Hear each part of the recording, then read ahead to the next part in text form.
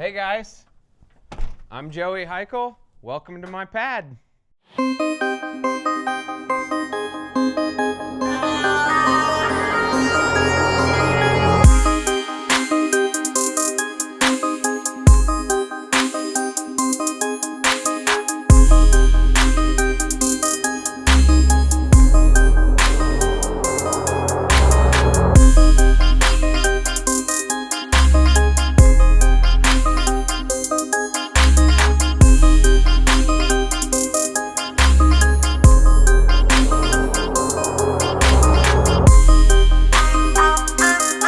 Born and raised in Omaha, Nebraska, but currently reside in Plattsmouth, Nebraska, which is about 35 minutes away from Omaha.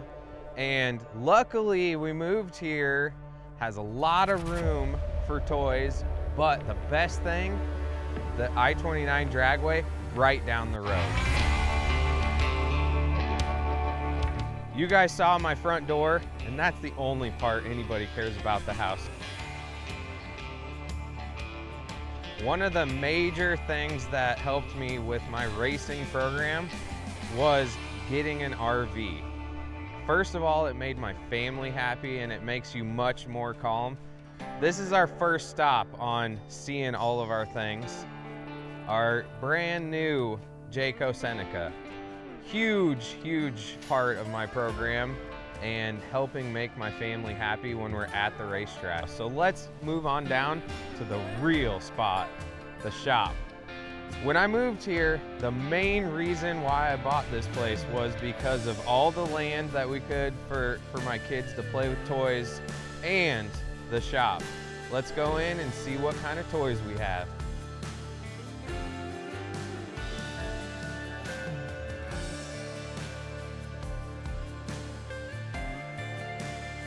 So, this is what I call the drop top. This is my very first car that I've ever had. My dad bought it for me when I was 15 years old. And it'll take you back to Ice Ice Baby. 1988 convertible Mustang, gray on gray. No Ford motor in it right now though. It's a stock 4.8 liter LS with a turbo kit, pretty basic. Took it over to the Shop Inc. Chad and I dynoed it and made 880 horsepower. I've had it for quite a while now and it's gone through quite a bit of combinations. It all started out with, when we bought it, it was very stock. Had 80,000 miles, it was a 5-speed stock 5.0, but as you see today, we've gone all the way back to an LS now. In the middle there, I had built the 5.0 up and up and up, but it just wasn't making the power that nowadays technology can get to. So that's why I swapped it over to a 4.8 liter LS with a 76-75. Turbo 400, quick performance, 9-inch rear end, which is brand new this year. It had the stock 8.8 for quite a while, but it just kept breaking axles. You know, a convertible Mustang is very heavy, so the stock axles just weren't up to snuff, and quick performance is right up the road, honestly, not far away, and got one of their 9-inch kits. Still maintains the 4-lug wheels and tires, disc brake now, and otherwise what powers it is a MS3 Pro.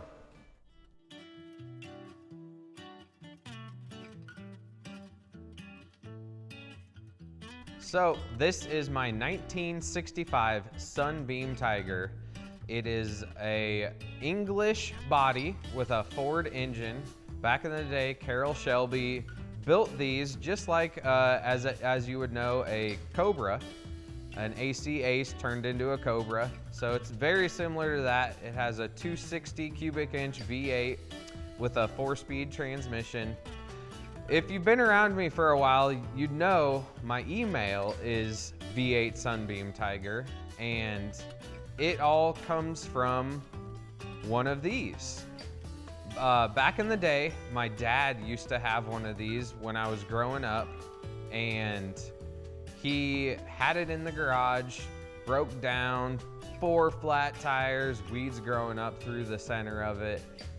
And when I was growing up, I was more curious about cars and stuff and wanted to get the Sunbeam running. So about when I was 13 years old, I decided to use my lunch money and buy some car parts for it and get it going. And we were able to cruise it around, and my dad drove it for quite a while. I learned how to drive a stick shift on it actually, and time went by. I moved out of the house, got older, got into other cars, and my dad started driving it less and less and ended up selling it.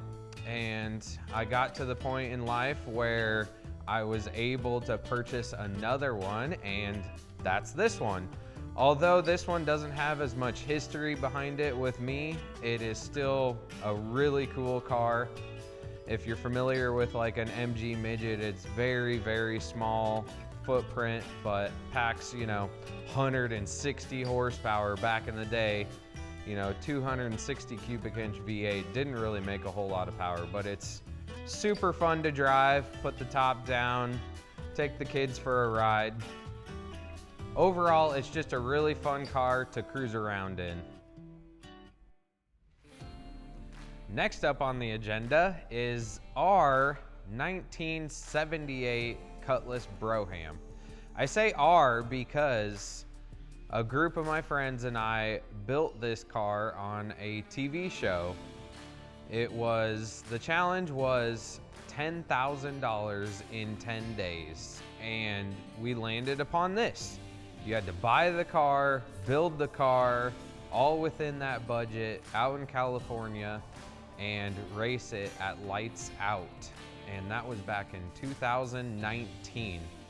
The reason why this car is so special to us is because Joe Hunt, who was our captain, passed away right after we did the build off. We weren't able to race it yet, but he passed away in between that time frame. So there's a lot of storyline behind this car, and that's why we've kept it, and we're just gonna continue racing it in its form today. It's a stock 4.8 liter LS with an 80 millimeter turbo. It's got a turbo 400 and an 8.8 rear end. Look forward to making more content on this, a little more in depth, but this is the Junkyard Dog. Here we are.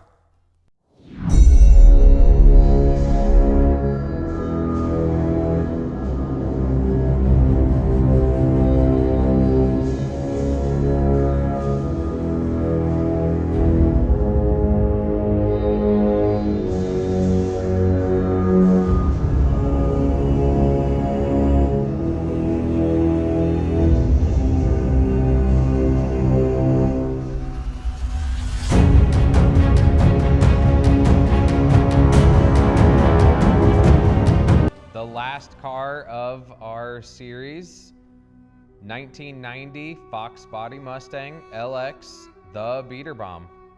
It's obviously the one that everyone has come to see, everyone has grown to know. It's powered by a 540 cubic inch big block Chevy, twin comp turbos, 88 millimeter, with a lockup power glide transmission and a 9-inch rear end. Overall, very, very basic setup. A lot goes into it besides the parts, but this is it. The boss man, the final guy you got to get through. We've looked at all of my stuff today, and this is the best one.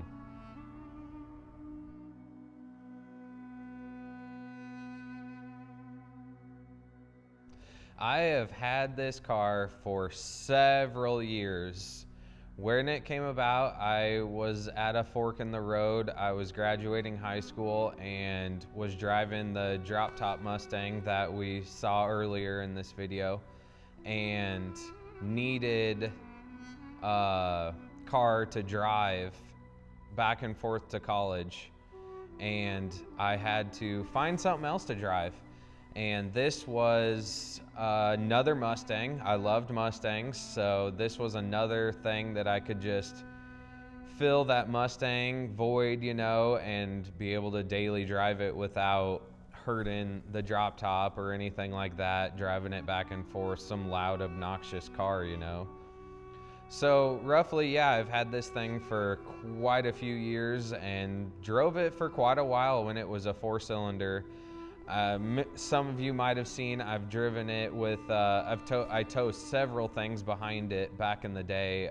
I've had jet skis and 4-wheelers and just stuff, toys, you know, growing up like that. Everyone when they're a teenager had toys and stuff. So this was my car to drive around, and I didn't have a truck or anything. So I put a trailer hitch on the back and towed stuff around with it.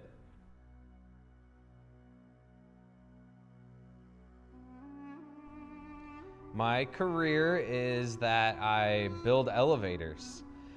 Pretty unique. Not a lot of people do it. It's a pretty fun job. I've been doing it for about 11 years now. I used to be a diesel technician at a Ford dealership before this, and quite frankly, I got tired of working on cars during the day and coming home and working on my cars, and it just got old. You should never have your hobby as a job, in my opinion, unless that is your job.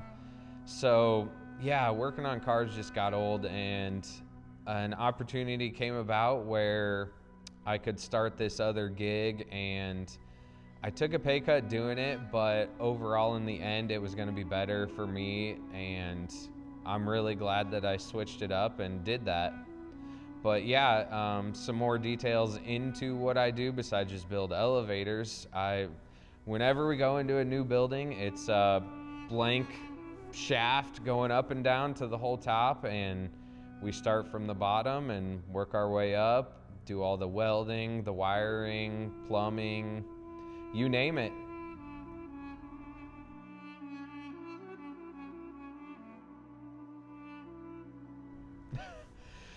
I got into street racing just like any other dumb kid out there. You're young and dumb, and everybody's out there doing it, and I had a fast is relative. I had what I thought was a fast car, and you cruise around town and start finding these other groups of cars, you know, driving around, and everybody knows that you go down to the local street racing scene and get out there and see who's faster. And growing up, Kyle Loftus from 1320 Video lived in the same town as me, so we hit it off together around the same time, and he was able to, you know, take videos of my car and show me around and stuff like that. And you know, hung out outside of cars also, growing up through the middle age of you know, my years and stuff.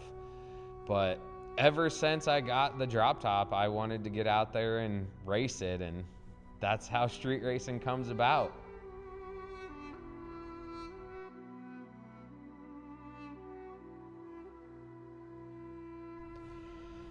There is a lot of obstacles that you face on the road to winning any event out there, and I've said it from time and time again, it all starts from right here in the shop the week before a race. You're tinkering around with the car, making sure it's ready to go, because nothing is more detrimental than having a parts failure or anything like that at a race. So you want to make sure the car is in tip-top shape. New tires, that's a big thing for me. I am very into having new tires throughout the race, you know, at the start of a race. Making sure the engine's good, changing the oil. Another very important obstacle before the racetrack is going over data, knowing what race you're going to go to, knowing what the surface is going to be like, and building a first round tune-up for that. Because a lot of times you get to the racetrack or get to the street racing spot you don't have a lot of time to prepare. So the more prepared you can be prior to when stuff's just going crazy, the better you're gonna be and the better off you're gonna be. But otherwise, at the racetrack or at the street racing spot, there's not really a lot of obstacles to overcome.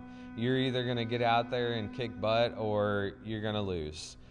If you face problems with the car braking, which happens, I mean, parts break. You can be the most prepared you can and still have problems. You just got to work through those problems as quickly and timely as you can and get everything prepared for the next round, which I have faced quite a few of those. Most notably, I mean, there's been a few where broke a rocker off the head, and we tried to repair it the best we could before the next round, and ultimately we crossed where it wasn't worth hurting the engine over winning the race. Even though I felt like we could have won the race, there's always a chance that you're not gonna. And then there's other times where I'm pulling up to the line after a burnout in the finals and it starts knocking, and you're either going or you're not. And luckily, I chose to keep going, and it was just a simple rocker tick. Didn't hurt nothing, won the race, but those are the gambles you take. The highest of the highs and the lowest of the lows. But that is a rod knock or a tick is never a good noise you want to hear.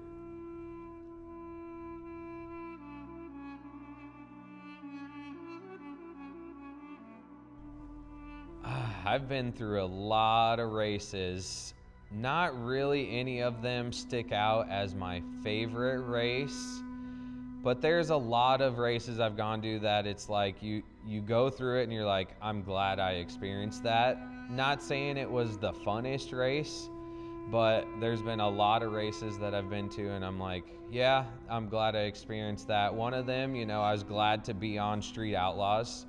That is not an opportunity that everybody gets to have. And although it was very expensive, a lot of expenses went into that. We traveled out to Las Vegas, broke the RV on the way there, had to barely limp it back and meet my buddy and switch out with a truck and stuff. And getting there was just a huge challenge. But once we got there, doing the filming thing, it was a long 3 weeks. They filmed from 9 p.m. to 9 a.m. So it was a very hard schedule to get used to after living a normal life during the day. And so at the end of it, I looking back and was like, oh, that was so much work. But it's one of those things where I'm glad I experienced it. I got a lot of popularity from being on TV. Even though I was popular before then, there's a lot of people out there that get to see that also, whereas they don't know you beforehand. So it really helped the Beater Bomb brand get much further in its career also. Otherwise, any smaller races, Ice Cream Cruise is a really cool one because there's a lot of fans. But there isn't really any that's way at the top that I'm glad I did or anything like that. Every race is fun. And it's always a good time, especially when my kids and family get to come, which this past year I really focused on having them able to come, which is why we got the RV that you guys saw earlier in the video.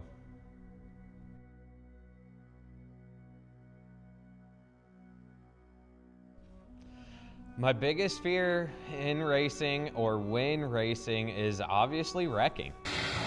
Oh no! Oh shit! I mean, that's in everybody's mind. I've been racing for so long. We've seen a lot of accidents happen. An accident happened, with one of my best friends, Joe.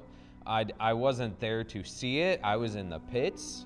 I had just made my pass before him, so I didn't see it physically, but it's just one of those things that you don't ever want to happen.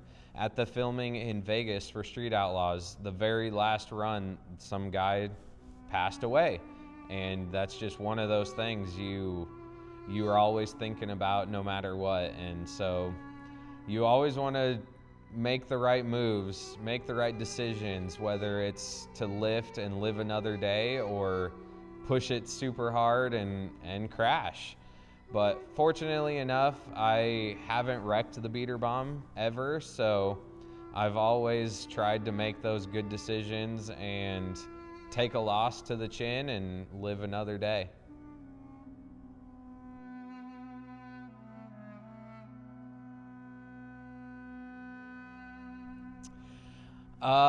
There is. I have posted about it, but I don't talk about it a lot. When Joe passed away, he was obviously cremated. So I had a little vial of his ashes that the whole transformation of the beater bomb, one of the major things we did to it was the 25-3 cage. After he passed away during that winter time, we decided, it's time to step up safety. Although safety, more cage or anything, I don't feel like would have helped save Joe, but it doesn't hurt to have in case you do need it. But in one of the bars of the halo, we stuck that vial of ashes inside it and welded it in the cage. So he's always been in there ever since, and I talked about it one time, but I don't mind sharing that little part about it that people might not know. And maybe that's helped me, succeed with the beater bomb. You never know.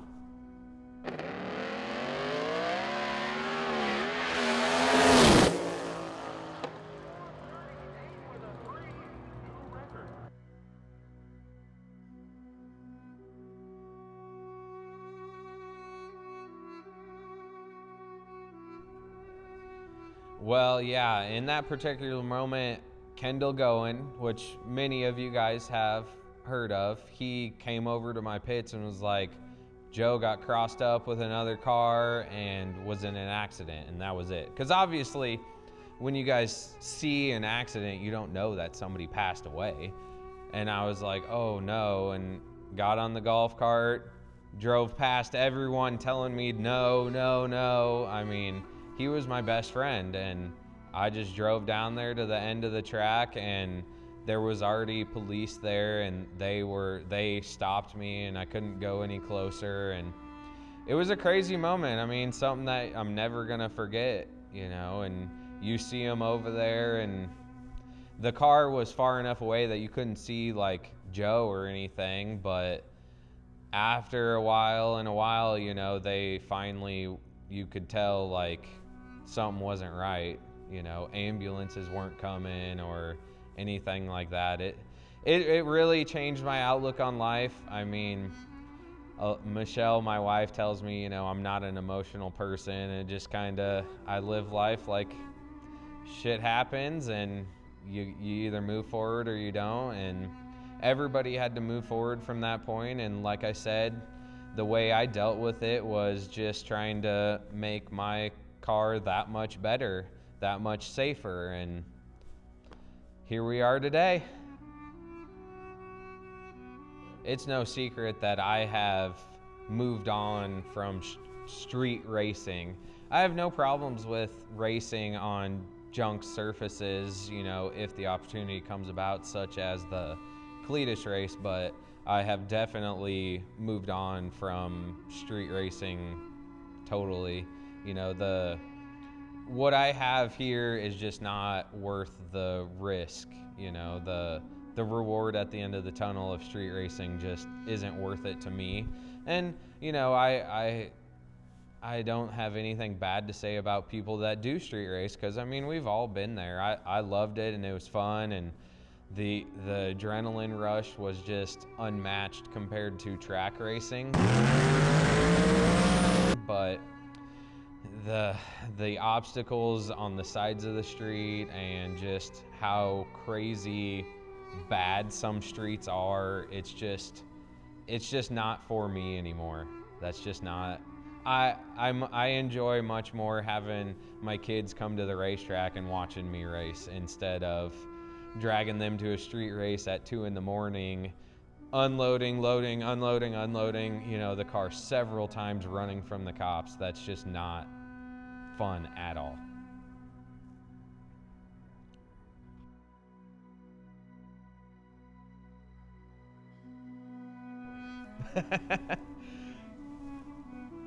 For the 2025 season, there really is 0 people that I try to pursue and race. I am not that type of racer. I get asked that a lot. Is there someone out there you want to just race and beat? Not at all. Not at all. If the opportunity comes about that you get to race somebody on the same level as you, way at the top of the food chain, absolutely. Is it an adrenaline rush? Everybody's, you know, hyped up. It's the match of the century or anything like that. It's awesome to do, but I am not the type of racer that I'm just gonna go to a race because so-and-so's there or anything. I'm gonna go to races that are close by that my family can go to and pay well. And rules of my car fit it, and it's just a good, fun race, whether that's a no prep or whatever. As long as it's a type of event that I like to be at, you know, I'll be there. It's not that, oh, so-and-so is going to be on the flyer, they're going to be there, I got to go to that one. That's not how I roll. So, just how it is.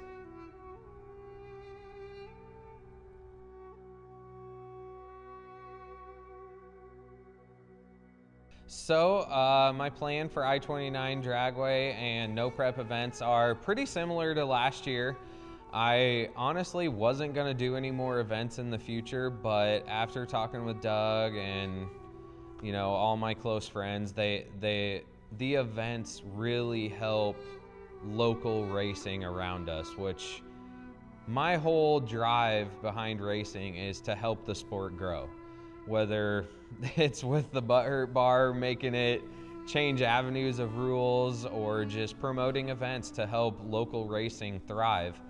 And that I noticed from hearing from other people, like without the events, they don't have any drive with their race cars because there's nothing to look forward to. So I'm gonna stick with pretty similar event as last year on Saturday, but I did add some classes on Friday that I'm gonna do, and maybe a limited shootout or something along that lines. But otherwise, it's all gonna look pretty much the same as last year. Same payouts and stuff, same payout structure. Something that's really unique about the events I do, I travel around and see a lot of events, see how they fail, see how they, you know, succeed. And so one of the big things that I implemented in one of the classes I have is every round you win, I pay you $100. And for smaller guys, budget racers, that's a big deal to them to be able to win half of their buy-in back by just winning one round. And it also has a clause in it that if you lost first round, you go into a different bracket and still have those same opportunities to win some money. Because not everybody shows up to the racetrack knowing or hoping they're gonna win. Where a lot of events only pay first and second place, this event and several of the classes I have pay out a lot further, with most notably the one class pays every round. First round, second round, all the way to the finals pays a dollar amount starting at $100 and on up. And it has drawn a lot of cars that don't feel like they fit in or don't feel like they can win in their class or anything because they don't fit some of those slower classes. They can enter this one and still win some money.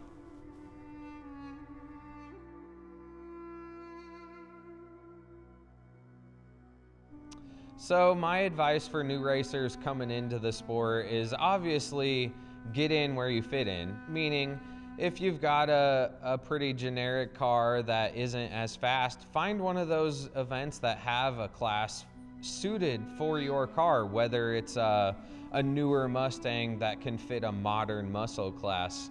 Don't get discouraged by fitting in some of the higher level classes and then losing first round. That's puts a pretty big damper on your racing program, because you just go to the event and lose first round.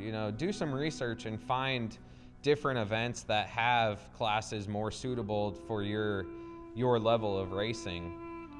But otherwise, no, I mean, there's nothing really crazy about safety wise. I obviously preach safety to everybody, but I understand you not wanting to put a cage in your 2020 Mustang, but still, I mean, take safety, seriously. Have a helmet, fire suit, proper seat belts can go a long way. I mean, newer cars are a lot better because they're much safer than older cars, but you still need to take safety, at the utmost priority in your racing program, because anybody can wreck. I mean, you could blow a coolant line or an oil line. Even if you're the best driver out there, no one's going to drive through oil or coolant.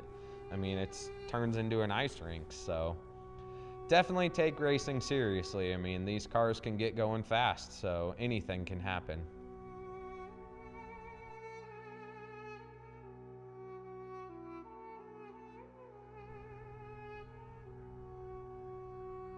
Well, what happens if I fail? I don't really think that's an option. Honestly, you could, I suppose somebody could just give up and sell everything, and I look at that like failing. You're giving up on your hobby, your life. I mean, I'm never going to be in that spot. I've had the beater bomb for quite some time. I did try to sell it at one point to build a different car, but that was a long time ago, back when it was nitrous, and I don't think I'm going to go down that road. I'm just going to continue living, racing within my means, whether that means slowing down a little bit like I have been and just racing when I can and doing other things that my kids want to do on those other weekends. Then that is what it is. But I don't look at that like failing. You're still out there living life and pursuing your hobby. I mean, this is my hobby. It's not my job. I don't have to race if I don't want to. I don't have to win to make it home.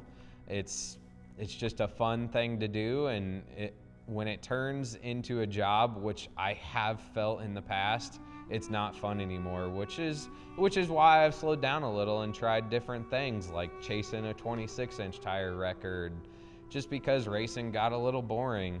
I know it sucks to say, but living at the top it's kind of lonely. So just doing other things brings more joy into racing.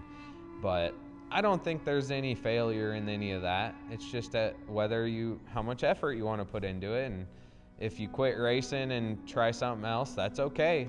I mean, you're still out there doing something.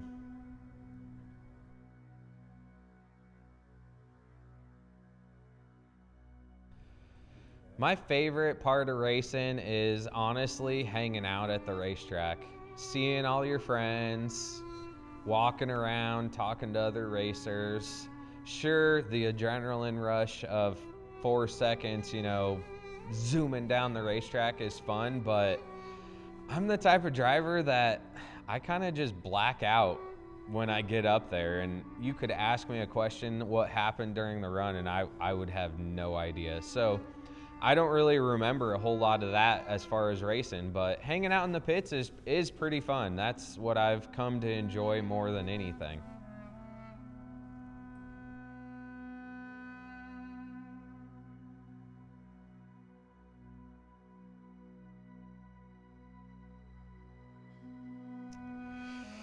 In the future, I pretty much see the racing program continuing on just how it is, honestly. Hoping to be out there kicking butt, taking names, winning races. I look forward to hitting a few bigger events. I hit a few big events this prior year, such as Outlaw Armageddon. It's always good to see where you stack up against the whole country. Yeah, sure, you could be winning races right here every day, every weekend, but it never helps you grow. And I feel like, you know, over the past couple years, I've kind of stayed in the same avenue. I've been pretty fast, but guys are getting faster now, and I need to succeed to that next level too. So I hope to get a little faster in the future and keep continuing on, get out there and do more racing. I don't know if I'm gonna race more events than this year, you know, with my kids continuing growing up, and they're gonna wanna, you know, start their own things too. So we'll see. I don't know what the future brings other than just get out there and keep racing this thing.